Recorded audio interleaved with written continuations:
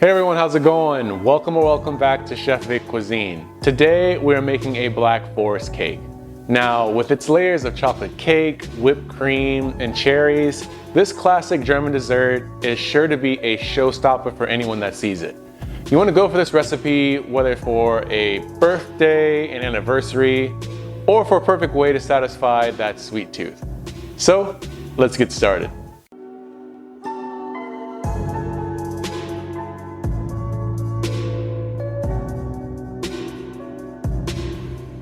So for this recipe, we're gonna need to butter and flour 3 6-inch cake pans. And while we do that, we wanna preheat our oven to 350 degrees Fahrenheit or 176 degrees Celsius. And when we add the flour to the pans after buttering them, which I like to do with a non-stick spray, is to make sure that you toss the pans to allow the flour to not only coat the bottom, but the sides of each pan as well. And you wanna tap out any of the excess flour that's not absorbed by the butter. Set those aside for now, and in a medium-sized bowl, we want to sift 2 cups worth of all-purpose flour with half a teaspoon of baking soda, half a teaspoon of baking powder, half a cup of unsweetened cocoa powder, and 1 teaspoon of salt. And to make it taste really good, you know what you have to do, toss in a like button as well. Sift this initially once, and then you want to repeat the sifting to ensure that the ingredients are all well distributed. This creates the dry mix for our recipe. Now, in a separate large bowl, we want to add in 1 cup's worth of unsalted butter that's set to room temperature and 1.5 cups worth of granulated white sugar. Take a mixer and beat this over medium speed until the mix becomes light and fluffy. And once it reaches this consistency, we want to add in 1 large egg first, whisk that into this butter sugar mix, and then add 1 more large egg, mixing that in as well. And then we're going to follow that up by adding 1 egg yolk, mixing that into the ingredients, and then 1 more egg yolk, finally mixing that into the ingredients as well. A secret to really boosting the chocolate flavor of this cake is adding 1 tablespoon of coffee to this mix, stirring it until it's well combined. And this creates the wet mix for our recipe. Now we want to add a 1/3 portion of our dry mix to this wet mix and whisk that in until it's incorporated. And once it has, you want to alternate by adding about a 1/3 cup of buttermilk to the mix, whisking that in as well. In total for this recipe, we're going to need 1 cup's worth of buttermilk. So we're going to alter adding the dry mix, mixing that, and then adding the 1/3 cup of buttermilk again, mixing that, alternating until all of the portions of the dry mix and the buttermilk have been added. Making sure that we don't overmix this batter, because if you overmix it, you'll end up with a tough cake. With our batter formed, we want to divide it evenly amongst our prepared cake pans. And here you want to shake the pans to ensure that they fill evenly, and you can also use an offset spatula to smooth over the tops. We want to bake these pans for about 25 to 30 minutes, or until a toothpick can be inserted into the center of each cake and come out clean. Once they're done baking, we're going to remove them from the oven and allow these to cool for at least 10 minutes in the pan before we invert them onto a wire rack to release the cakes. You'll want to allow these to cool completely. And while they're cooling, we want to make our syrup for the cakes. In a small pot, we want to add in half a cup of granulated white sugar with half a cup of water and a 1/3 cup of kirsch or cherry liqueur if you don't have kirsch near you. Kirsch is the ideal German liqueur we want to use for a traditional Black Forest cake, so if you can get your hands on that, make sure you do.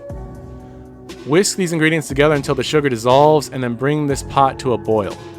You want to allow this mix to boil for about a minute before removing it from the heat. Then you want to transfer this syrup to a bowl and allow it to cool. And once it has cooled, you want to evenly brush the syrup onto the cooled cakes. I like brushing it first on the tops, and then I haven't videoed it here, but you want to also make sure you spread the syrup on the bottom, more spongy side of each cake so that it absorbs more evenly. Now on to making the frosting for the cake. In a large bowl, we want to whisk 3 cups worth of heavy cream with a 1/3 cup of powdered sugar. and 1.5 tablespoons worth of kirsch or cherry liqueur. You want to blend this first on low speed to incorporate all the ingredients, and then you want to slowly shift it to high speed until medium to slightly stiff peaks form. We want to chill this frosting, so we want to cover it with plastic and place it in the fridge until we're ready to assemble the cake. And because we're using a whipped icing, we need to have cherries to support the levels of our cake. So if you don't have a cherry pit remover, I like using a metal straw to push the seeds out of the cherries. You want to do that for about 1.5 cups worth of cherries, with saving a handful more for later on in the recipe. You'll see what I'm talking about. But once you've pitted all the cherries, you want to take a sharp paring knife and slice them all along the length to create half cherries that we're going to use in the layering process of our cake. Also, in a small bowl, we want to add in about 2 tablespoons worth of semi-sweet chocolate. It can be a bar, it can be in chocolate chips, with about 1/2 cup of heavy cream that we've warmed in the microwave. You want to whisk this until your ganache forms. I like using a rubber spatula for the first part of it, and then later on, once it's nice and melted, using a whisk to completely mix it until it's well combined. Allow that ganache to cool on the side as you assemble your cake. And one last garnishment for our Black Forest cake, you want to take 4 ounces worth of semi-sweet chocolate and use a peeler to create chocolate shavings for the outside of our Black Forest cake. Now on to assembling our Black Forest cake. We want to add our first cake layer onto a cake stand. I like adding some whipped cream on there to make sure it sticks. And then we want to cover the top of that with our chilled whipped cream, spreading it out evenly over this first layer. Here we want to place our cherry halves all over the top, pressing them into the whipped cream.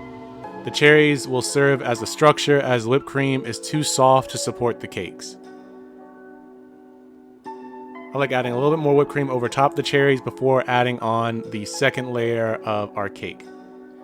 We want to repeat this same process with the other 2 layers so that you have 2 layers of filling that have those cherry halves in them for support. And once we add our third cake layer, we want to coat the top of that cake as well as the sides of the cakes as well with the majority of our whipped cream. This is optional for you, but I like adding some decoration with the whipped cream. So you want to transfer what's left of your icing into a piping bag with whatever special tip that you want to use. And you want to store that whipped cream in the fridge until we're ready to use it. Now you want to pour on your ganache onto the center of the Black Forest cake. I like to allow the ganache to drip along the edges, but feel free to decorate this cake as you wish. And next up we have our chocolate shavings that I like to take a handful and throw them along the side of the cake as I rotate the cake stand, just so you get an even coating of the chocolate shavings at the end. Now the beauty of decorating with the whipped cream is that we can hide any mistakes or things we don't like. So I like adding a dollop of the whipped cream along the outer edge of the Black Forest cake. And then I like making a second layer just to add some more detail and style that makes this Black Forest cake stand apart. And onto the main dollops of the whipped cream, I like adding on your finely selected cherries on top. This adds a nice stunning look to the Black Forest cake before we're ready to serve it. And just like that, you've made a Black Forest cake right at home. This is a truly stunning dessert, and it is worth all the effort in making this. Depending on the size of slice you make, this can serve up to 12 people. Let's slice into this cake and see how it turned out. As you can see, each cake layer is light and fluffy and fully mixed with that kirsch liqueur flavor. The whipped cream is absolutely delicious, and the cherries inside are a nice touch as well. I can't wait for you guys to try this at home, and when you do, be sure to tag me at Chef Vic Cuisine or hashtag Chef Vic Cuisine so I can see your great takes on this dish. As always, this recipe and many more can be found in my cookbook, Chef Vic Cuisine Volume 4, Enhancing Your Inner Chef. And that's available on Amazon, and I'll be sure to leave a link to that in my description box. And feel free to click the pop-up on your screen for more information on that as well. Thank you all so much for watching. I really hope you enjoyed learning how to make a Black Forest cake. And if you did, make sure you smash that like button for me. It's one of the best ways to help the channel out. And if you haven't done so already, also hit that subscribe button too to see more recipes just like this one.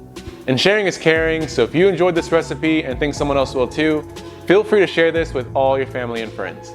And stay tuned for next week where I show you how to make one of my favorite side dishes for breakfast, my oven roasted potatoes. This is a grade A recipe. You don't want to miss it. Well, thank you all again so much for watching. I truly do appreciate it. I hope you enjoyed this recipe. You can always check out my recipes on my page now. YouTube thinks you'll like this video, so let's see if they're right. And I'll catch you next time on another episode of Chef Vic Cuisine. And until then, peace.